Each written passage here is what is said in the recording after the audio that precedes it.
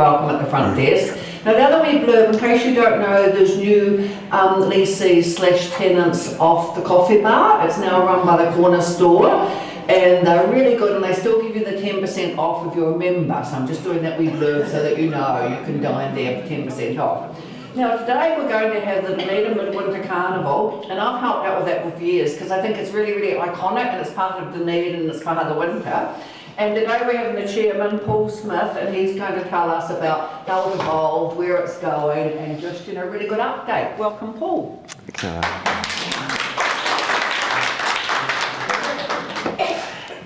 Kia ora koutou. My name's Paul, and I've lived in Dunedin for about 26 years now. I came down from the North Island and had a family down here. And I currently work at a place called Art Centre. So you might have heard of Art Centre. It's a creative space for people using mental health and addiction services. Very cool space and very creative and very supportive community. But in my spare time, I am the chairperson of the Midwinter Carnival. I've also been the event manager for many years. I was the event manager of the Fringe Festival as well, and we'd kind of do one and then we'd do the other, and that would kind of keep us going for the years. So yeah, it's been quite a journey over the years. This logo up here is one that was designed by my ex-wife, who was the one that got me involved in the carnival. So her name's Juliet Novena Sorrell, and she's been an artist in this area for a long time. And that's kind of her trademark, one of her trademark styles is the female figure. And that's her writing. And in the middle there, you know, obviously it's the galaxy or the stars. Can anyone recognise a constellation?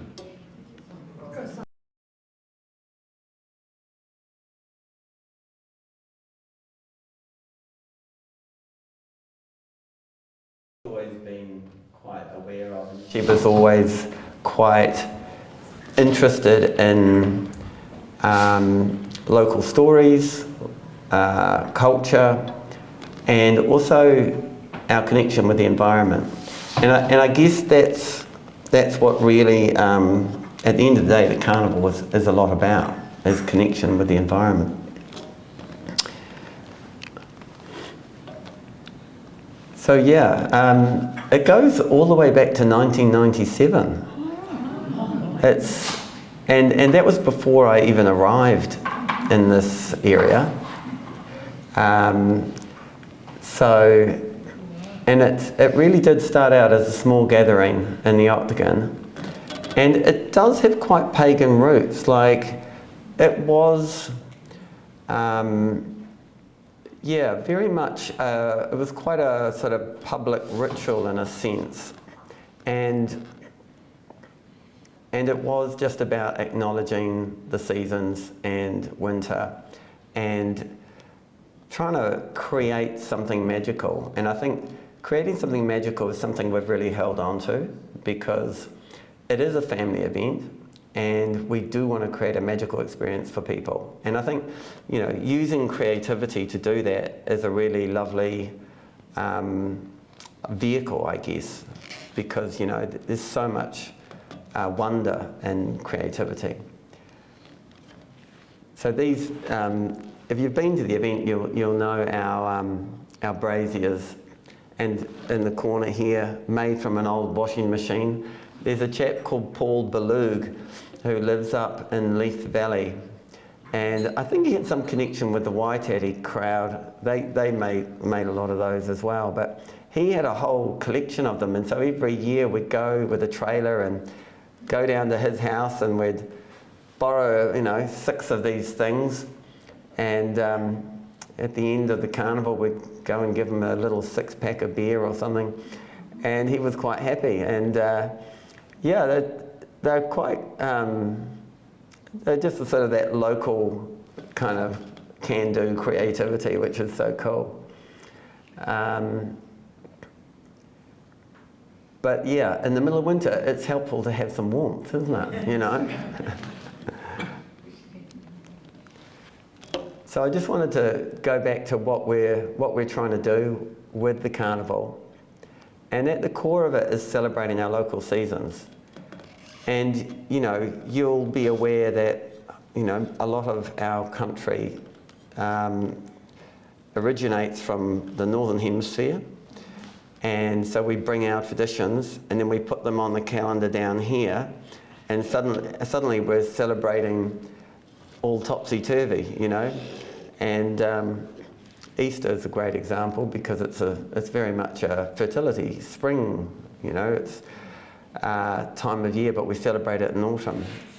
Halloween's a classic example. It's become, you know, and with the media environment being so global now, everything is everywhere.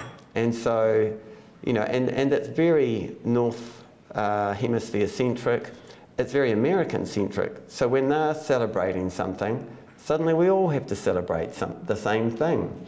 So we're now celebrating with pumpkins and things in spring, you know. They don't happen till autumn.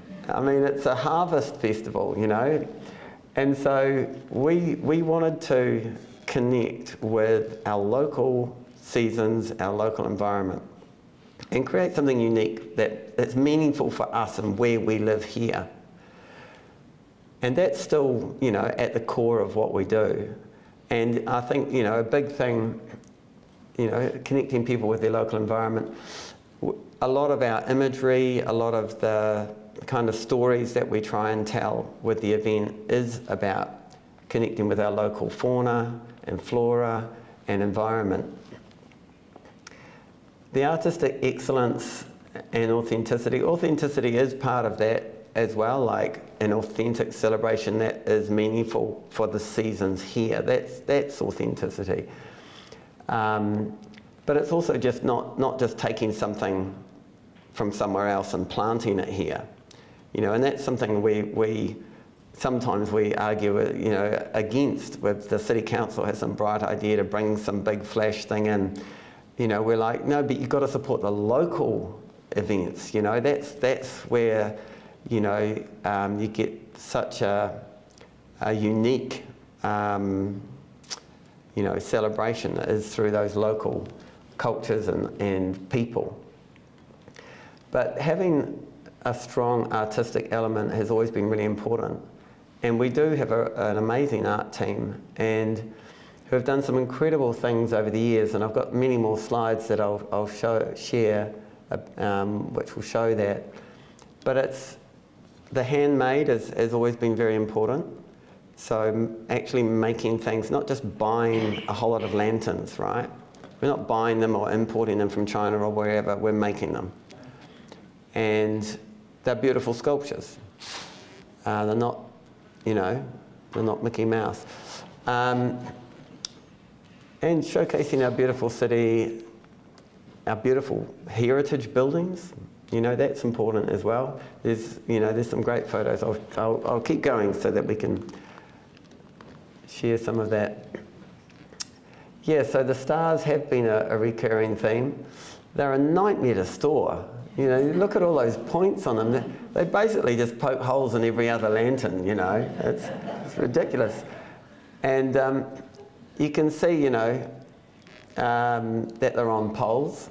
Like lifting things up was very important in the procession. You know, you want to make sure people can see things.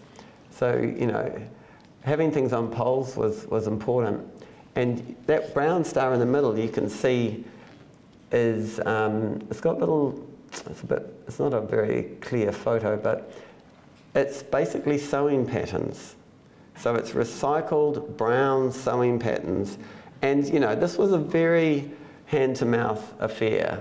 And, I mean, at one point we went to the council and said, look, we can't do this anymore if you don't support us properly. And we're just cancelling this year's event. And they got a bit upset with us about that, but then they did start supporting us, and they've been our biggest supporter ever since. So they are a very important part of what's made this event work. But, you know, it's it's a real community event. You know, it's not about big sponsors and big money. It is really about people coming together.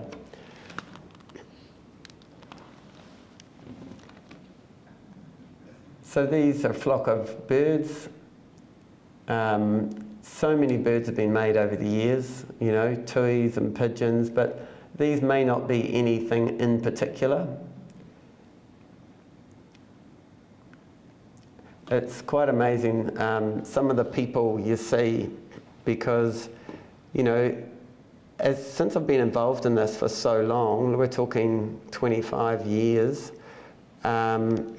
you see people come and go, you see them as children, they grow up and then they become adults bringing their own children. And that's quite an amazing thing for an event, to see that generational change and involvement. And in a sense, what we say is that we're building a tradition. And it's not just an event, it's a tradition. So a unicorn, and you know, this is the work of really talented artists. Like, the lines are beautiful. What's amazing, and I had to put a note in here, that those are live candles, and you can see how thin those legs are. Every single one of those candles, they have to have a hole to let light out, to let heat out. They also have a door, because you've got to get in there. Oops, sorry. You've got to get in there and be able to light it. So lighting the lanterns actually took quite a while, you know. How many are there? 2, 4, 6, 8, 10, 12, at least over 12. So yeah, lots of little doors, lots of candles. And you can't put them down. Like, you can't even put them on the side, right? They've got to be, once they're lit, they've got to be held quite carefully. And we never had a big lantern go up in flames. So they were well constructed, and we had various safety techniques, you know, in case a candle burnt down or whatever. But yeah, it was, yes, it was playing with fire, but it was done in a very controlled way, I guess. And you know, we have LEDs now, so useful. Like, you can do so many more different things. But the glow of a candle, you just can't quite replace that. It's just a special thing, the way it lights something up. So this is Katrina Thompson, who's now working for the Fringe, and has been an artist in Dunedin for many years, and was one of our main lantern artists for many years. She's making a leg there. I mean, it could even, I don't know if it's the same one, but you can see the cane, and we use quite a bit of cane, and it's really expensive, unfortunately. Like, there used to be, back in the day, you might remember, there were so many things made of cane in days gone by. These days, it's actually quite a rare product. There's only one supplier in the whole of New Zealand. And so it's quite a reasonably rare resource. So we get a bale or so of the 4mm, and you can get all different sizes. So you get 4mm, 6mm, 8mm, 10mm, and that's getting, you know, 8 or 10 is about my finger size. And that's for more structural elements. But there was also,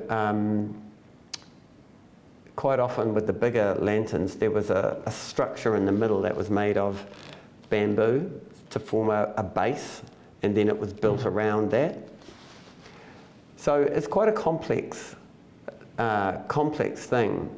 And, you know, someone who's a carpenter or an engineer could probably do it, but it's also about the lines and the beautiful flowing shapes. It is a form of artistry that doesn't really exist anywhere else. You know, it's been developed here, and it's quite unique to here. Duh. There we go. So some of these are, for us, they're just quite special images, you know, that we did have a very strong focus on the octagon for many, many years, and it's such a special, unique layout of a city, isn't it? To have a circle in the middle of your city, you know, it begs to be used in a sense for some sort of processional event. And so we did. And these buildings, you know, St Paul's Cathedral with these lanterns in front of it, and you know, these images have been used by Enterprise Dunedin to promote Dunedin, you know, in various places as part of campaigns around the world. So it does show Dunedin in a slightly different light, because you know, we have these beautiful buildings, but we also have a very creative community. And it's nice to be able to bring those together. St Paul's have always been very supportive of us over the years. In our final year, I don't have any pictures of this, but in our final year in the Octagon, we did a projection on St Paul's, because we always used to have this fireworks happening after the event, and that happened until there was a major accident, not in our event, but in the DCC event. And they banned further fireworks. And it was quite tricky anyway, because they had to be on top of the Civic Centre building, and it was just getting hard. And each year, the exclusion zone that we had to create would get bigger and bigger, but our numbers were getting bigger and bigger. And so we were fighting against these two forces, and it just became impractical. Like, no one wanted to move, you know, and how can you move 1,000 or 2 or 3 or 4 people? It did get quite hard. So we replaced the fireworks with projections, and there was a wonderful projection on the front facade of St Paul's, and it's such a huge, complex undertaking doing big projections. It's so much more expensive than fireworks even. I mean, you wouldn't not believe it. But it's a lot of time, and the equipment's quite expensive. Sometimes you've got to bring them in from out of town, and then, you know, it's the time involved in the animation. And it was just beautiful though, that this one, it was so stunning. Like, the whole building was covered in slowly iced up, or it was turned into a gingerbread house. And there's a little black door at the top, and the little gingerbread man came out this pretend door, and he kind of went along the building going like this, and then did a big jump, and everyone in the audience went, ah! It was like, they just had bought into it completely. It was so good.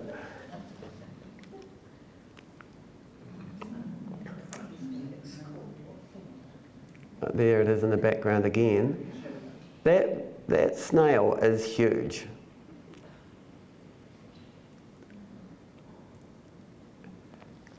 But yeah, it's they're quite beautiful creatures. So making, you know, we have giant snails in New Zealand, so it is good to be able to sort of explore different creatures and bring their existence to light in the middle of a city. I think this is probably LEDs in that one. I mean, you're definitely in the points of the feelers. It looks the light looks a bit different. So that's a fairy lights. It's a taniwha.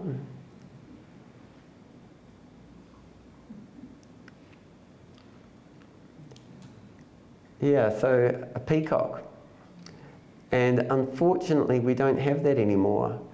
So one of the challenges is, you know, making new lanterns every year. You know, they wouldn't all fit in this space. We've got a space at the moment that's probably, you know, 6 or more times as big as this. We've got lanterns hanging up from the ceiling. We've got big racking and things that, pull things up on pulleys and all sorts of things. You do run out of space, and things sometimes get damaged because the buildings that we can afford are not great, and sometimes there's water damage, or sometimes it's just the structure over time collapses. We do a lot of work at the moment in restoring the lanterns, but this one wasn't able to be saved, which is a real shame because it's so beautiful. But restoring lanterns actually costs more than actually creating a new one, which is, you know, a bit counterintuitive, and it's partly because, you know, the way we make them is more complex and more sturdy. Like in the past, tape, tissue, and cane, you know, and now we're reinforcing all the major joints with cable ties, just so that, because the tape eventually falls off.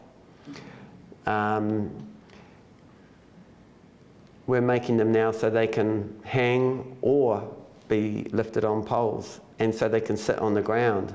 So poles can be put in and pulled out.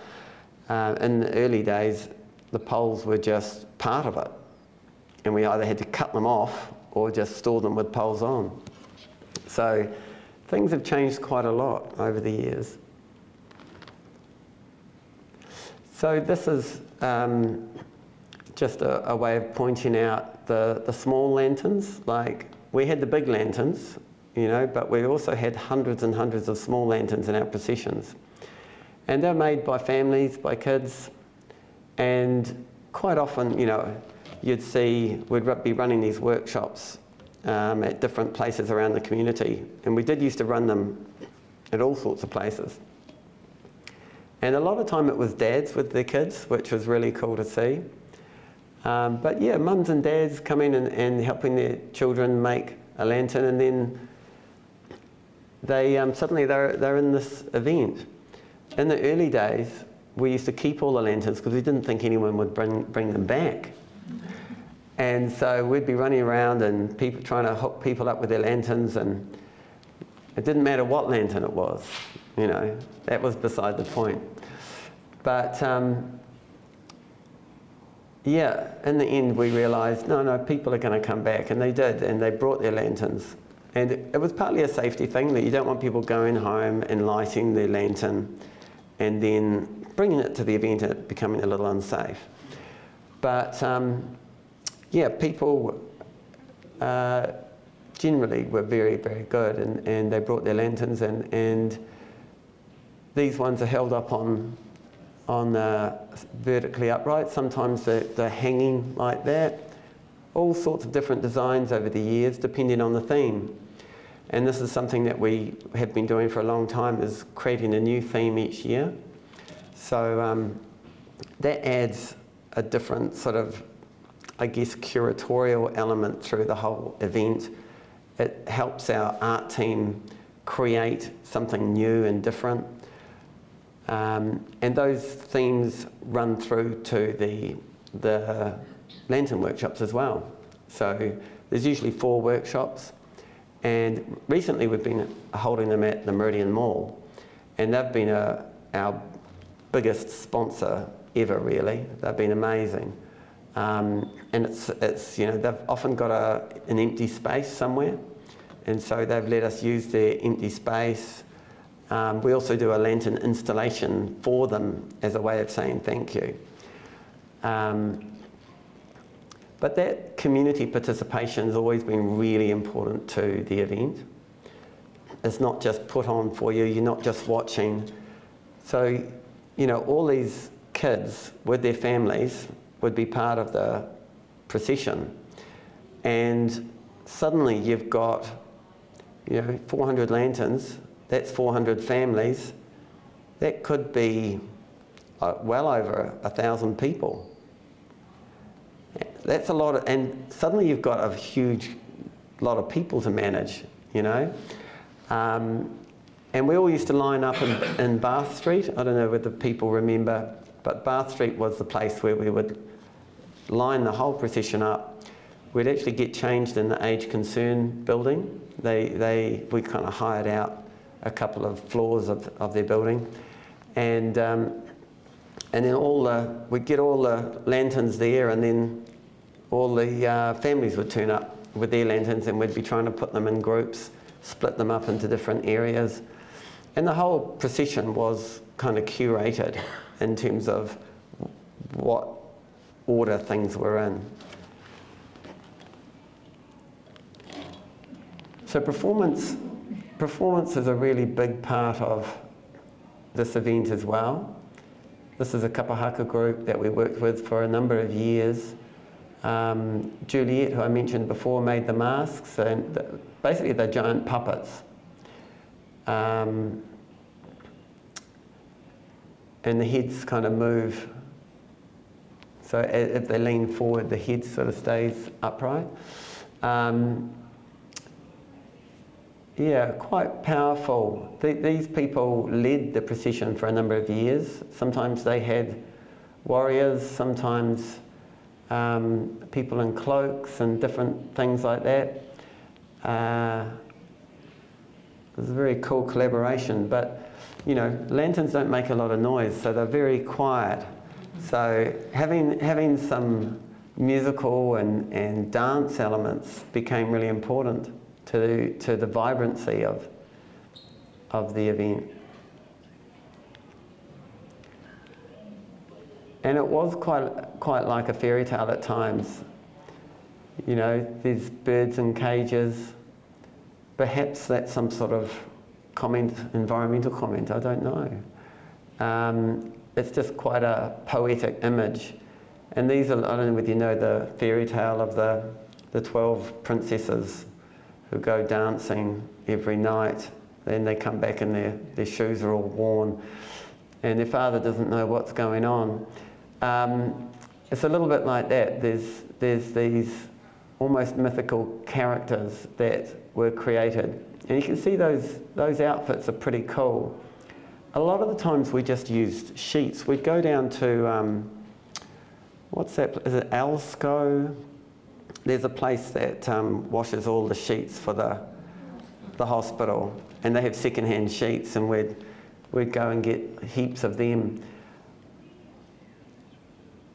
But you can make things look amazing if you're, like they've got frames, so the dresses are on frames. So the costuming became another thing that was using a whole lot of constructions, and you know, those pole cages are a whole other thing to make, as well as all the lanterns, really. So some years we had different themes. This was the theme on exploration in space. So they're like little alien people. It's like a little flying saucer on their heads almost, isn't it? And that was Logan Park. We worked with Logan Park High School for many years. In fact, we worked with a lot of different high schools. Sometimes there was like half a dozen involved. Sometimes primary schools, Warrington Primary School for quite a few years because we lived out that way.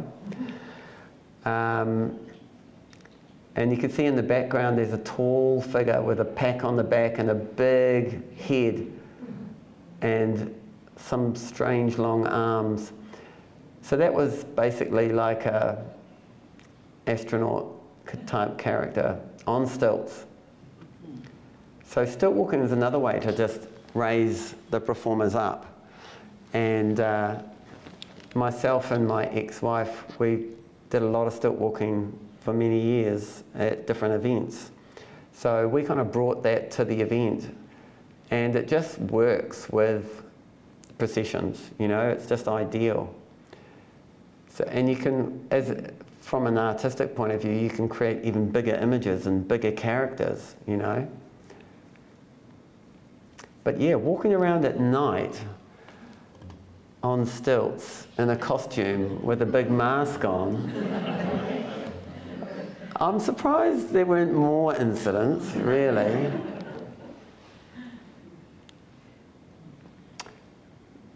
Songbong.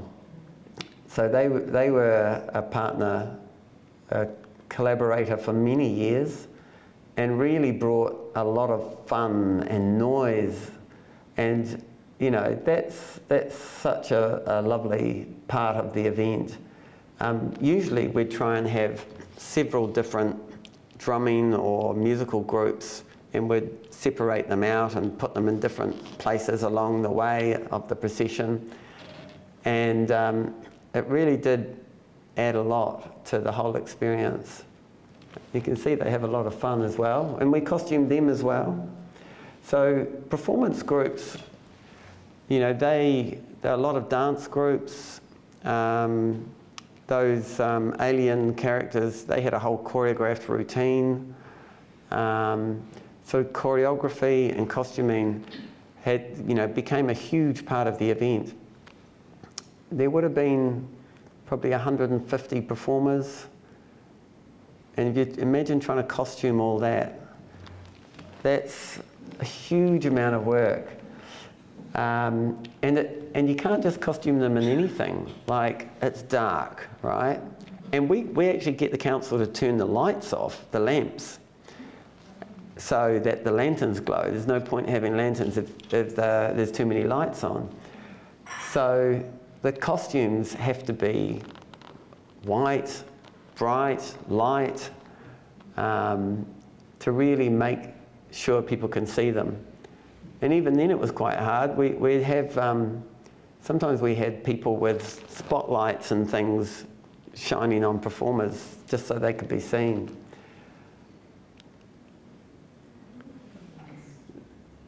So yeah, another peacock type costume. There was a group of these. I think, oh, you can see some in the background there.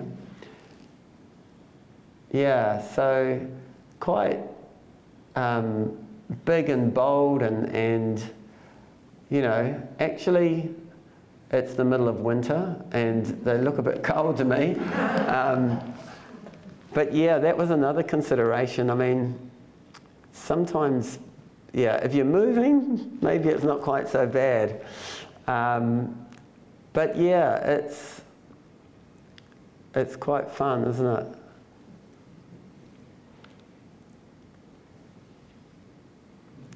So we were doing pretty well with our stilt walkers that year. Such big, beautiful imagery, and you know, those are giant snowflakes, if you hadn't noticed. Each one a different pattern, you know, like they are different.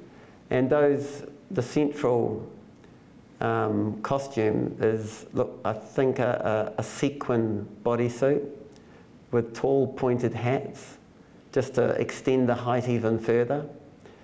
So these are about, you know, they're about a metre off the ground, and then how many more metres, you know, it's going to make quite an impression. Oh, did you see? There's a guy behind him. He's the minder, just in case. Just in case they do fall over.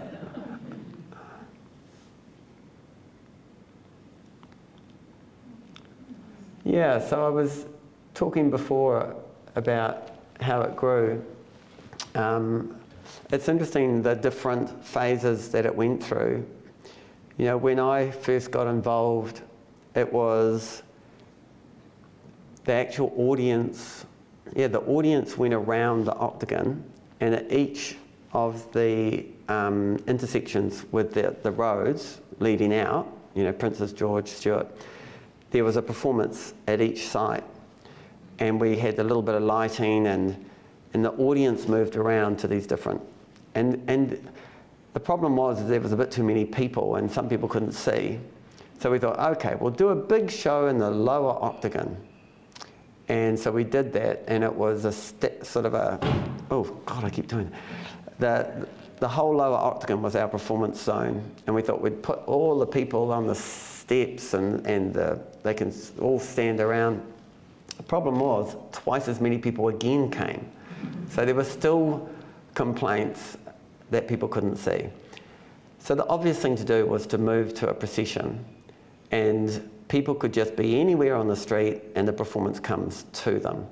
So this happened in a very organic way, but you can see, I mean, it could happen in different places around the world. You know, processions develop as a response, and in this case it was similar. It developed in response to a growing audience. But yeah, it did create its challenges in terms of crowd management, crowd control, and you know, people just being able to enjoy and experience the event. Only so much could be lifted up. A lot of the performances were still on the ground, and if you weren't in the front, and if you were in a wheelchair, if you were a child, it was quite challenging at times. And we thought of all sorts of alternatives, but you know, it's quite a tricky thing to turn off lights and make a lantern procession work. So we stuck with the Octagon for a long, long time, but eventually we did decide to move. Yes, we started doing installations, and trying to think where this one is. You can see mushrooms. Oh look, that's the front of the unicorn there, the horse with its horn down there. We did one for the Vogel Street party in the car park of the carpet court. You don't really even know it's there, but it's this big indoors stone car park, and it was an ideal spot. We did a really cool one when Ed Sheeran came to town. The council actually contracted us to do that, and it was basically free, and it was in the Athenaeum downstairs.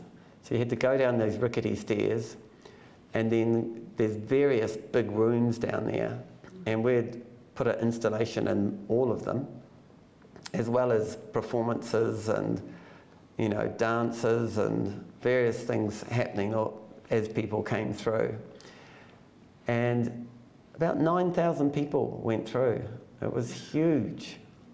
And they all went out the back, down those alleys, and then back out onto Moray Place, which some of the business owners didn't really appreciate, so we couldn't do that one again.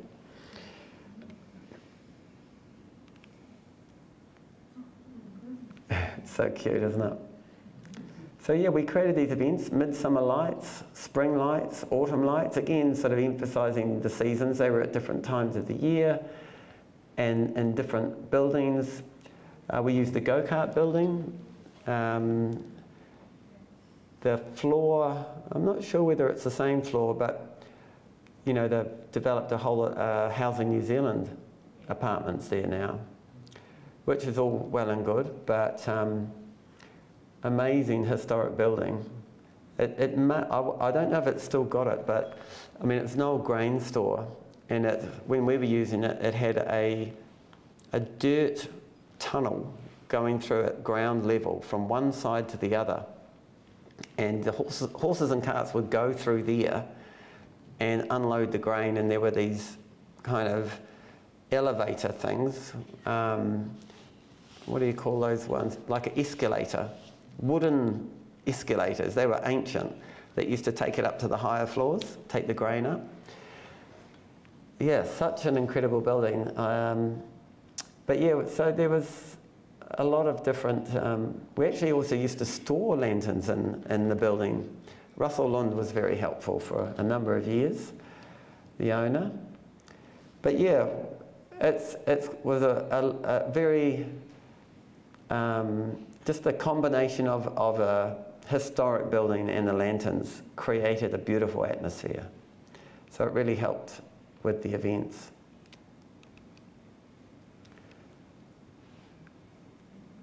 And then came the aerialists. So The installations allowed us to do things differently. You know, we didn't have to move around. We could be stationary. We're in an old building that often had big, beautiful beams. We could hang performers.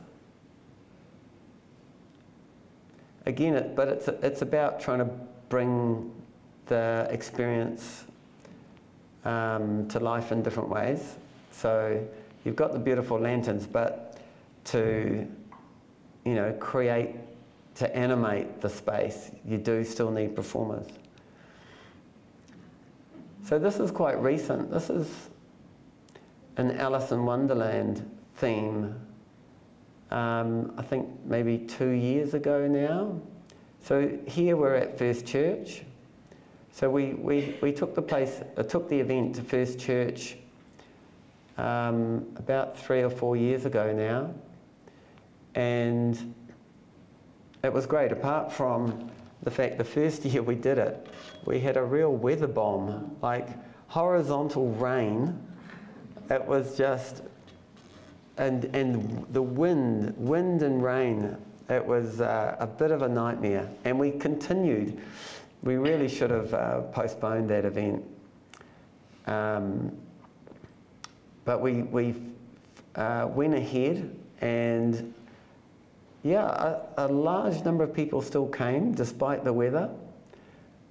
And it just meant that we had to change everything at the last minute. We had a big stage outside, couldn't use that. There were lanterns that had to get taken down, lanterns that got destroyed. So yeah, sometimes it can be tricky, especially with an outdoor event. You know, we one year it was snowing so bad that, I mean, it doesn't even snow that much anymore. But this is probably 10 to 15 years ago. It was snowing so bad, they were basically, the civil defence were telling people not to go outside. I mean, you can't hold the event in those sort of circumstances. And yes, sometimes rain does happen. But we've been very, very fortunate over the years. And you do have to make contingency plans from time to time. And so at First Church, we use the church itself. And that's basically like a big lantern installation in there. And it's very beautiful, beautiful space to use. And then Burns Hall next door has a focus on dance and performance. And then outside there's lantern installations and performers and the food trucks and different things going on. So yeah, it has changed quite dramatically, and a lot of people miss what it was and want us to go back.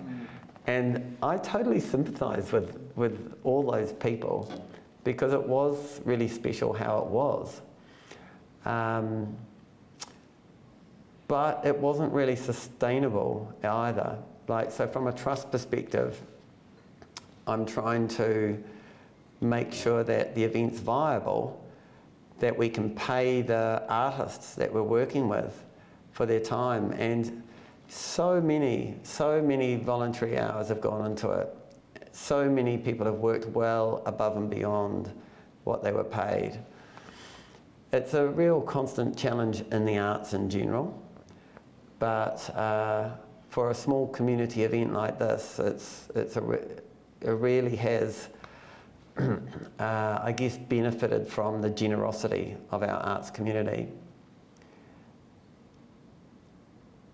But we're working on it, and I think one of the problems with the procession was, you know, we'd ask people for a donation, we'd have people out collecting, but very few people would donate. And I think people thought that it was like the Octagon's there for everyone, and I shouldn't have to pay to go to the Octagon. And you know, it's a tricky one. I pay my rates, and a lot of people still think it's the city council that runs this event. You know, yes, they fund it, but they don't fund all of it by any means, and they They certainly don't run it. I mean, you know, it's not this, it's a very community-based event. So yeah, we have to try and get funding from a whole lot of sources.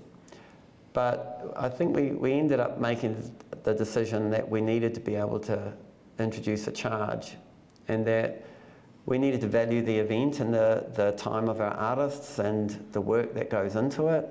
And that itself was a really hard thing, because we've always been such a accessible event. You know, accessibility and participation has always been such an important thing to us. And to start charging people is you know, kind of runs against that in a sense. But at the same time, you know, $5 wasn't much to ask. You know, it's one coffee, or, you know, people go to take their kids to Leap or whatever other things are on, and not think twice about paying. But it's the fact that it's a change, and it was free, and so it took a couple of years for people to get used to that, and our numbers did go down. But you know, at the end of the day, we want people there that really want to be there, and we need people to support the event. So yeah, we've, you know, on a constant battle to try and keep professionalising the event, keep lifting the sort of conditions that our workers are living in, or not living in, and working in. And that's still a real challenge. Like storing the lanterns, we've never had any funding for that. So the council supports the event, not our storage. So the event has to pay for storage, and it's yeah, it's a big expense. But you know, we're still going. It's been 27 or so, 28 years this year. And we've got a wonderful bunch of artists and production crew who have been with us for quite some years. So that helps a lot too. So you can see that this is a big Makaapa tree near First Church. So that has aerialists, and they're moths. So they're telling a story about moths, and there was projections as part of that. There was sound. Yeah, it's a beautiful space to work in. I think in terms of the inner city, it's probably the most beautiful spot. I mean, the Octagon's nice, but this has got a lovely atmosphere. The big trees and the big beautiful buildings, and it's containable, which is very helpful for us.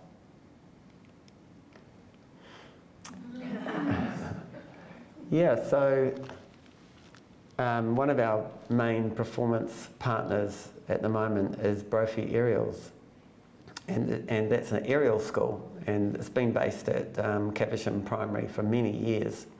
Currently, it's out at Waititi in an equestrian training space,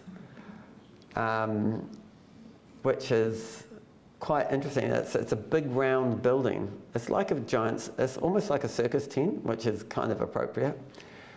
And the guy that built it thought it was so cool. He thought it should be used for all sorts of things, and so temporarily the school's out there because the Caversham Primary School hall has been renovated. So, so the lady that runs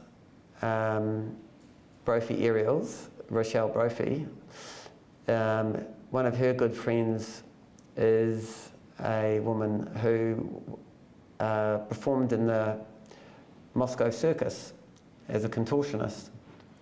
And so she's brought contortion to the school. And the level of flexibility is just, yeah, astounding.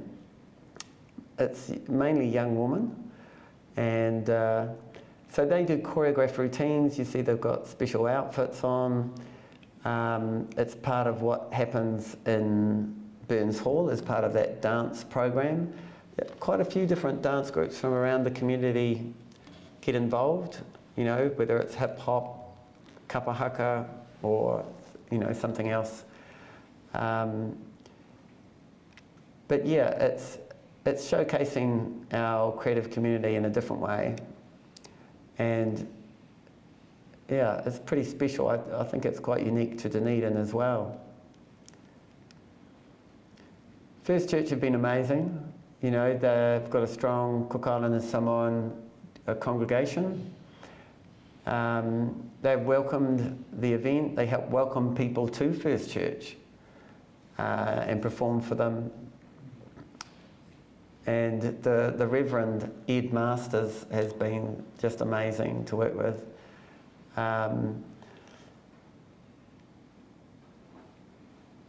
Very supportive, so that's been very helpful for us.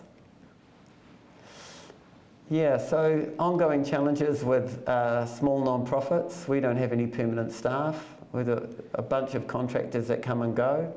One of my big goals is to try and get at least one staff member that is, you know, employed all year round. Not full-time, but even just part-time all year round would be amazing, because it's quite hard to shut everything down and then recreate everything every year. It relies on those people having intermittent jobs, and, you know, a lot of people involved in the arts do, thankfully, because they're doing different events and festivals, but there's no guarantee that's going to continue, and it's quite challenging. It means the trust actually, and obviously I'm just one of a number of people on the trust.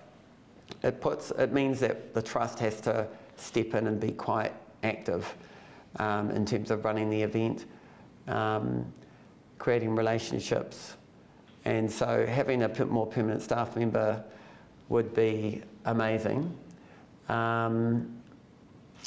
Storing our lanterns, I've mentioned, generating revenue. The ticketing's become an important part of that, but, you know, we're always open to working with businesses, and a lot of businesses support the event in terms of discounts or just adding value in different ways. The Meridian, our biggest sponsor, we've had other sponsors over the years, but it's quite a challenge, you know, developing those relationships and really delivering for them as well as part of the event. So that takes quite a bit of extra work.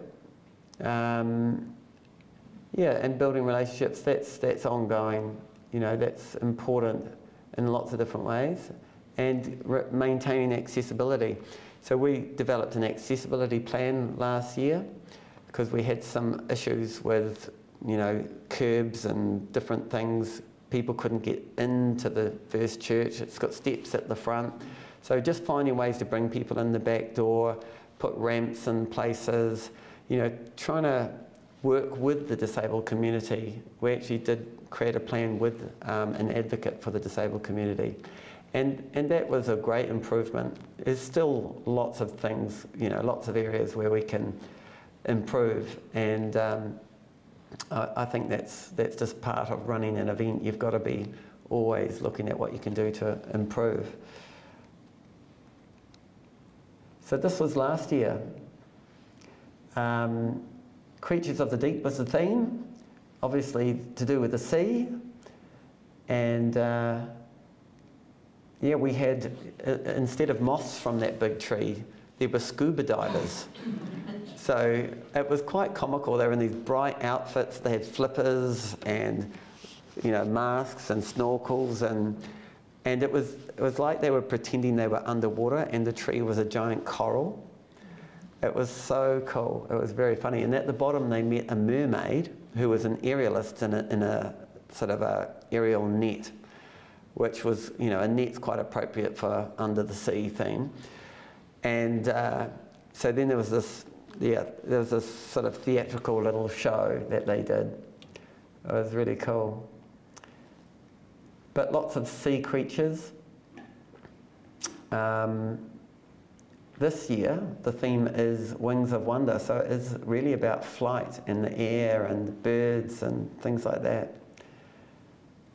So that will be coming up. This year's event is on the 27th and 28th of June. We usually try to be close to the solstice, so you can see this, June the 21st is pretty much the solstice, the winter solstice. And we try and be as close to that as possible, but we've now got this new public holiday, which is Matariki, which, you know, we don't want to try and land on top of. And we may try and integrate into Matariki in some way, but we don't want to do it in a, just land on top of it and be a distraction from what's a really cool event on its own. So yeah, that's something we're still working through, is our dates and how we work with Matariki. But you know, that date, the solstice, is an important marker to us, because from that date the light gets longer, like the days get longer, you know, and so it's a turning point, and it connects us with our environment, the sun, and it's also about creating, you know, the light is such a powerful metaphor, you know, and I think that's partly why we use lanterns, because it's lighting the dark, but it's also lighting hope. You know, this is the darkest, coldest time of the year, and so bringing a little hope and magic to our community is what we're trying to do at that time. I've just got one more slide. So this is just a plug, really, but this is the Moscow contortionist lady, Genia. She's an aerialist as well. So a lot of our performers are doing things around the community all the time. This is a show in the Fringe Festival. It's a cabaret show, and it has lots of different aerial events, contortion, different things like that, comedy and music, live music. So I just wanted to give that a wee plug, but also just in a way to say that, you know, a lot of the performers we're working with are doing things all the time, and so it's just nice to support them, really. So yes, that's probably about all from me, but I'd welcome any questions if you've got them. Anyone got any questions?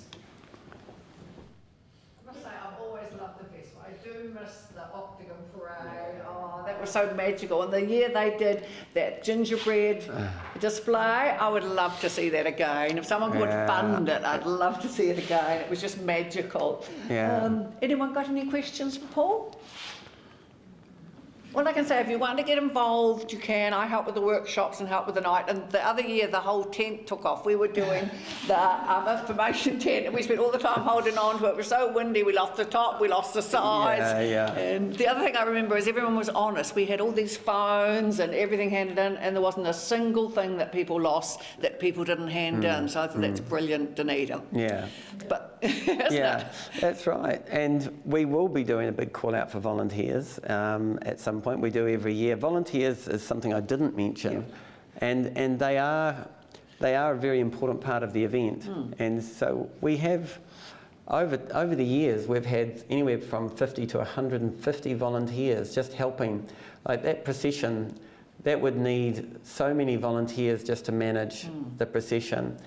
And you know, we have crowd safety people and